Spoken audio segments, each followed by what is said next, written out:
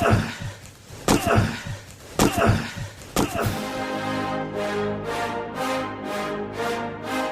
rolls out to the right, pitches off to Taylor, and Taylor's to the 20, down to the 15, down to the 10, 5, 4, 3, 2, 1. Touchdown, Billy Taylor! Touchdown, Billy Taylor! Billy Taylor scored a touchdown from 21 yards out. The crowd goes berserk. It was November 22nd, 1969.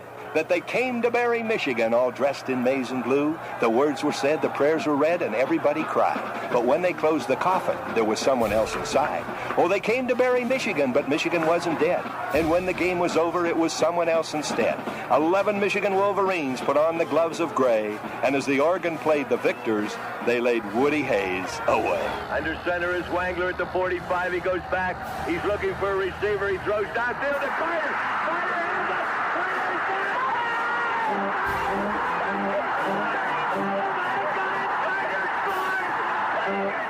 Who's got it better than us? Nobody!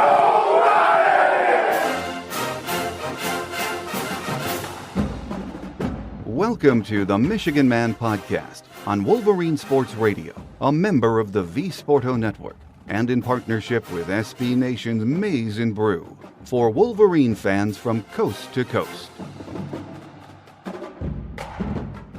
Go Blue, and welcome to the Maryland Visitors Edition of the show.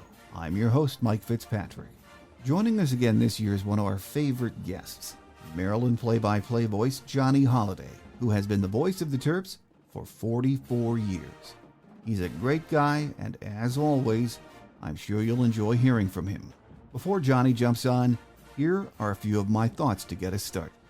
I've enjoyed the first 3 games. I know you have, the preseason, if you will.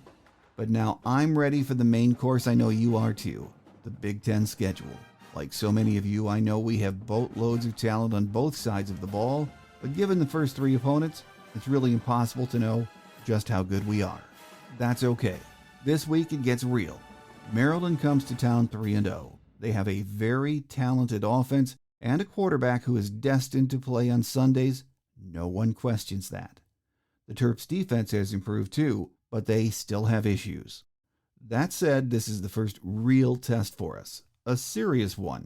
Our defense will face an attack this week that can be balanced, and Maryland couldn't always say that over the last few years.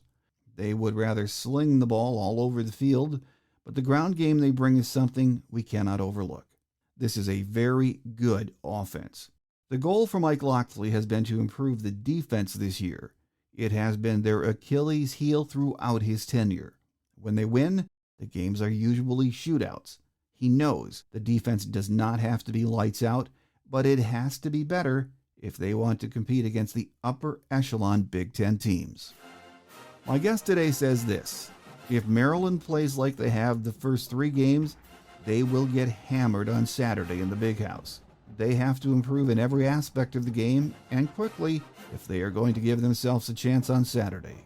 Joining me next is the Football Hall of Fame voice of the Terps, Johnny Holliday. So stay with us.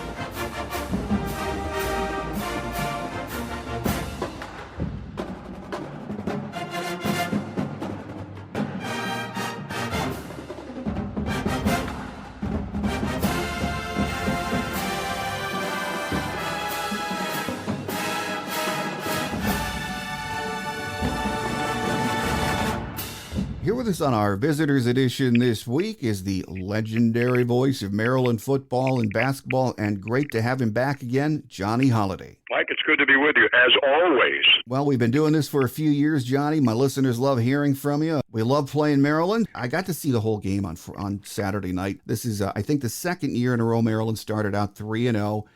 Beat an SMU team in a wild game on Saturday night, the kind you see early in the season, 34-27. So all in all, it's been a pretty nice start for Coach Locksley and the guys, hasn't it? Yeah, and I think it's probably the same thing, Mike, that Michigan's getting. You know, I see, blurbs here or there saying, well, Michigan hasn't played anybody, Maryland hasn't played anybody. Well, they played SMU, and that's the toughest test that they've had so far. And as you're right, they started off 3-0 last year, 3-0 this year. But I've said this over and over again, the division we are in with you guys in Ohio State and Indiana and Michigan State and Penn State, it's just murderer's row. And you've got to be at your very best every single game. I think the SMU game, as you just mentioned moments ago, I thought it was going to be maybe a 65-61 game at the end, because both quarterbacks have done so well, and they're so electric and so capable of putting up 300, 350 yards a game, 3 touchdowns, 4 touchdowns. But SMU gave these guys all they could handle. And the one thing with Maryland's offense is they got to cut down on the penalties and the defense. 15 penalties is unacceptable. They had 8 in the first game against Buffalo. They had 8 in the second game against Charlotte. They had 15.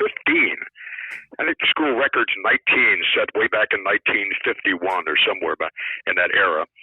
But that's been the biggest problem. They're shooting themselves in the foot, and Mike Locksley continues to preach over and over and over.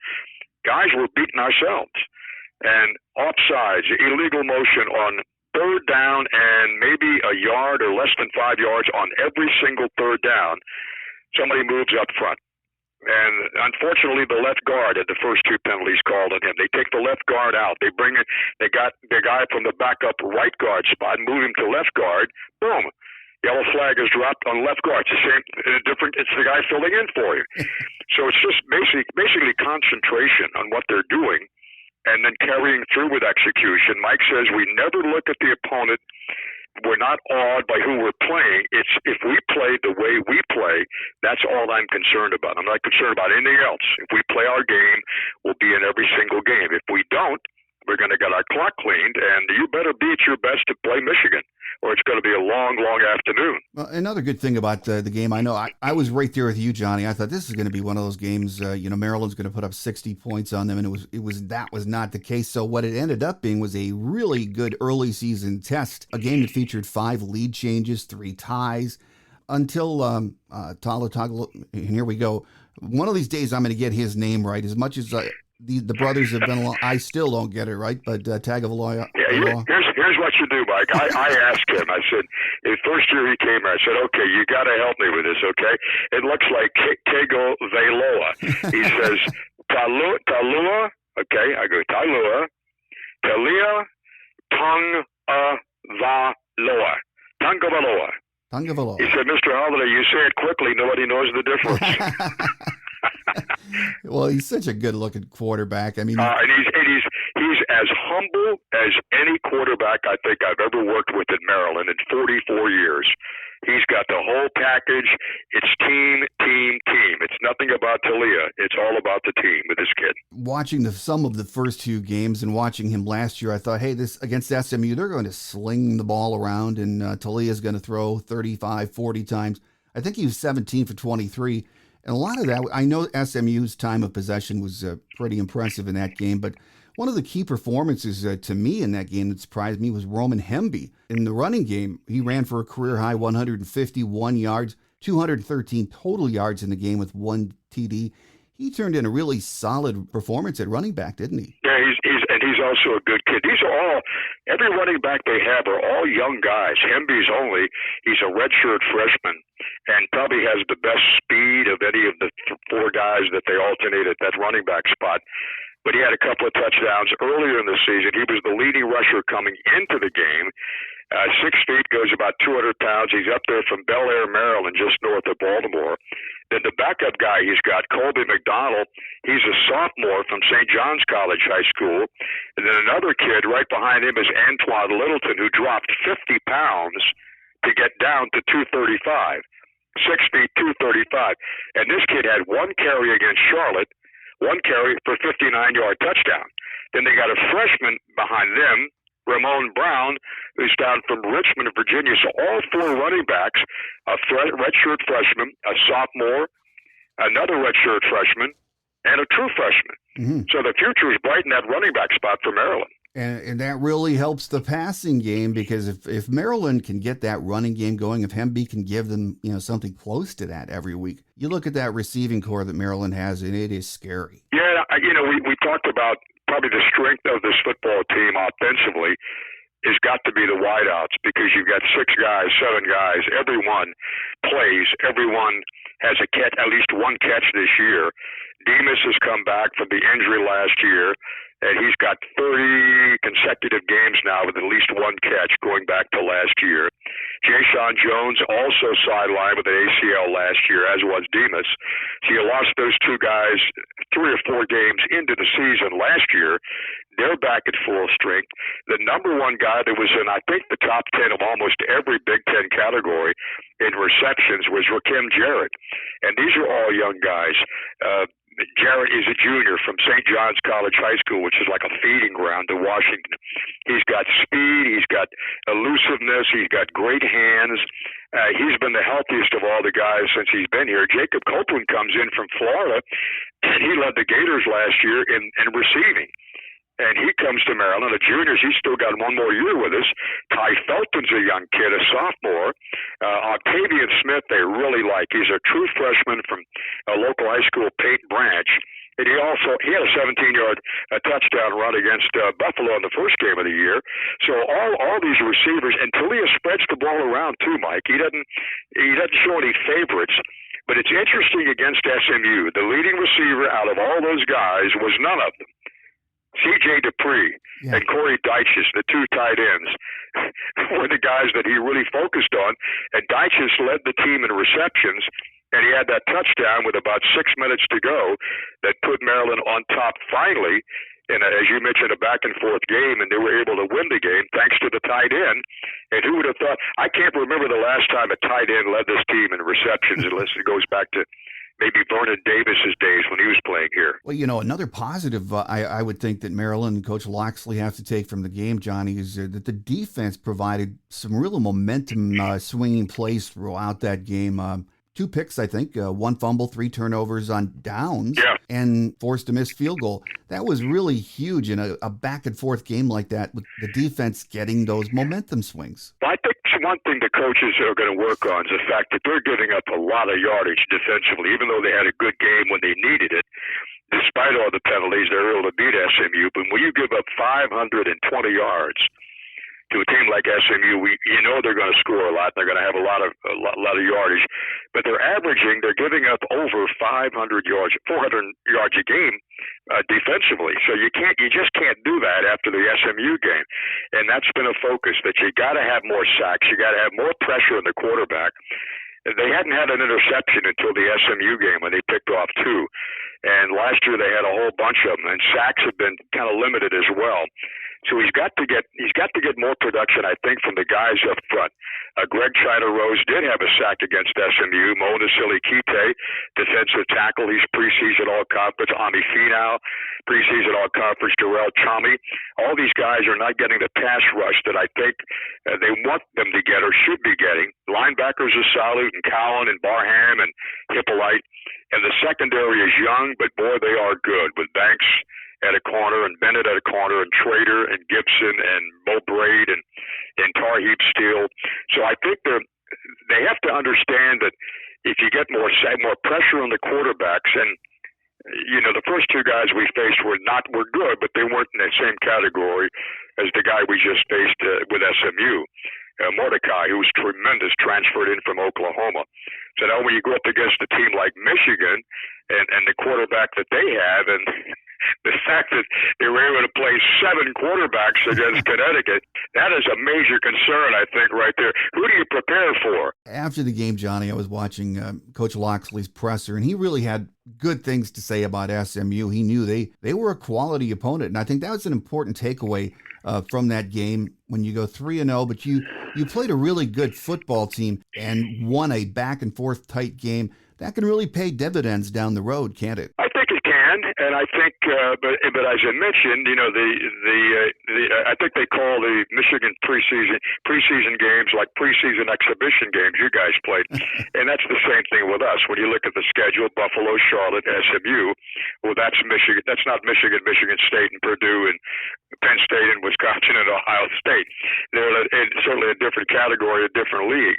So you have to take everything up to the next level, and you got to keep it there. You got to cut down on the penalties, and you got to have more focus. And some of these kids will be so overwhelmed, and so it'll be an eye-opening experience to go into Michigan Stadium and have 100,000 people watching them play football.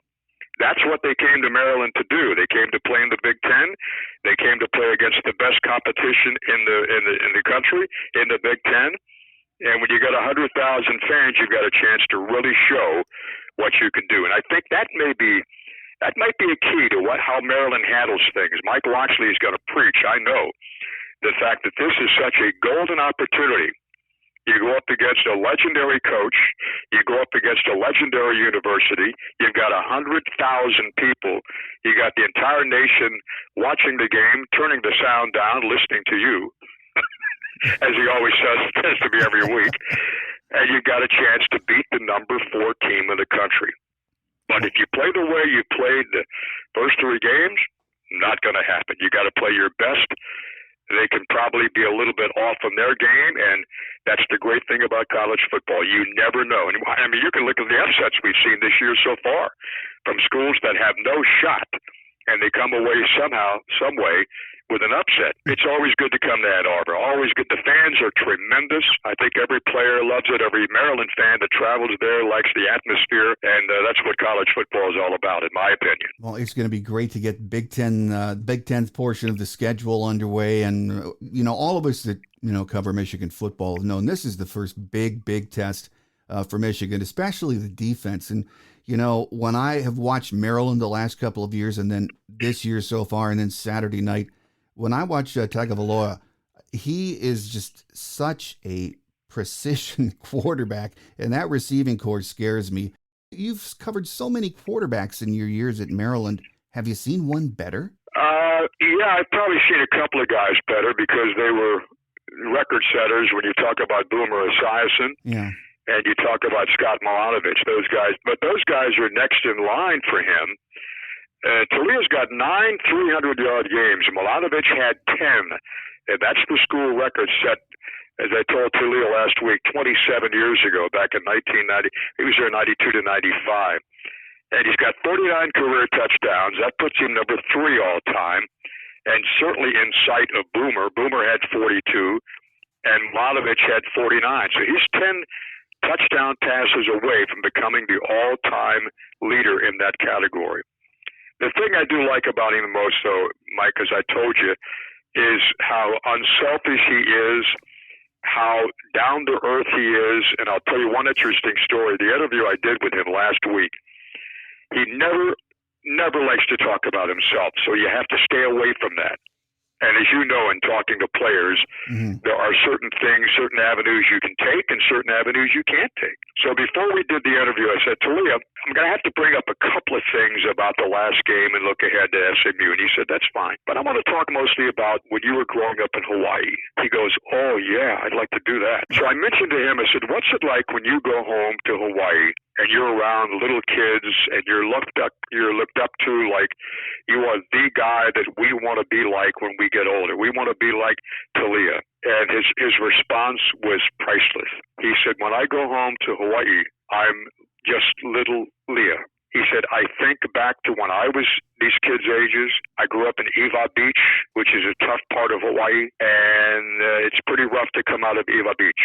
I did it, and I think I'm maybe giving these young kids some hope that, hey, if Talia can do it, I can do it. He said, I'm with my buddies, I'm with my family, I'm with my grandparents, I'm with all the friends that I grew up with. He said, it's wonderful when I go back home to Hawaii because I'm not a football player. I'm just Little League again. And then I brought up to him, I said, now your brother last week only threw for 297 yards and only had 2 touchdowns. So you had 4 touchdowns and 397 yards. You talked to your brother about that on Sunday night in your conversation? He said, oh, no. He said, I could never do that. He said, I know you don't believe this, but we don't talk football. We talk about people back home. We talk about who we ran into. We talk about our parents and our grandparents. And then yesterday, on Sunday, when the Miami played against the Ravens, I mean, Tua won that game for the Dolphins. Yeah. And Talia was there with his whole family. And his whole family was watching Talia on Saturday. Tua came to the game on Saturday night. It was reversed on Sunday. He's just a wonderful, wonderful kid that I wish everybody had the chance to sit down and talk with and visit with and see that, most quarterbacks are pretty cocky. I mean, you got to be to play that position. But to see the way that he's handled his success and just dishes out the accolades to all of his teammates, it's very, very refreshing. And it's honest, too. It's not he's not putting this thing on either. That's what I've heard from everyone that's ever met him. He's a class act, and I think in another year or two, he's probably going to be playing on Sundays with his brother. Don't you think so? I would think so. I definitely think so, yeah.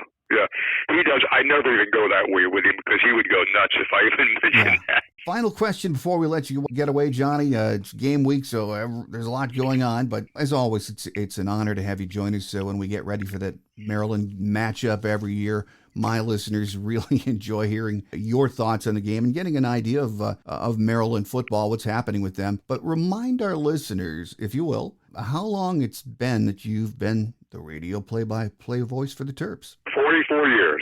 Started in 1979 when the late Jerry Claiborne was the head coach. And we've gone through a lot of coaches since then. Bobby Ross and Joe Krivak and Mark Duffner, Ron Vanderlinden, Randy Etzel, and Matt Canada, now the Pittsburgh Steelers quarterback and offensive guy. Aaron Bases last year, Mike Loxley, and the great Ralph Friesian. So I've been very fortunate, Mike, to do football and basketball 44 years, and I never thought it would last this long.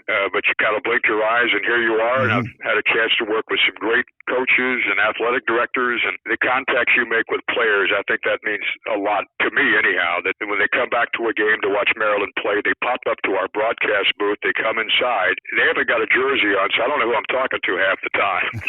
They give you a big bear hug and say, it's been a long time, and I say, yeah, it has been a long time. I don't know who it is. And I mean, it's hysterical. But the relationships you've had and great games and in fact I think about the Michigan. Maryland's only beaten Michigan one time, and C.J. Brown was a quarterback, and that was a couple of years ago in 2016 or 14, I guess it was. And then C.J. moved up to be our analyst for a couple of years until he moved down to Atlanta, and then he couldn't do it anymore. But that's the only time we've been able to beat Michigan, 23-16, and it was a great crowd that day, over 100,000 people, and I enjoy coming to Ann Arbor. I enjoy seeing the fans, and it should be a good ball game. And I think like every broadcaster in the country, I feel fortunate to be with an excellent school, great administration, and it's been a wonderful, wonderful run. As I said, Johnny, it's a pleasure to have you on, an honor to have you on each year as we prepare for the Maryland game. My listeners look forward to it. So as always, you are so generous with your time, and we look forward to that next visit. Thank you, Mike, and I look forward to seeing you when we come to town on Saturday.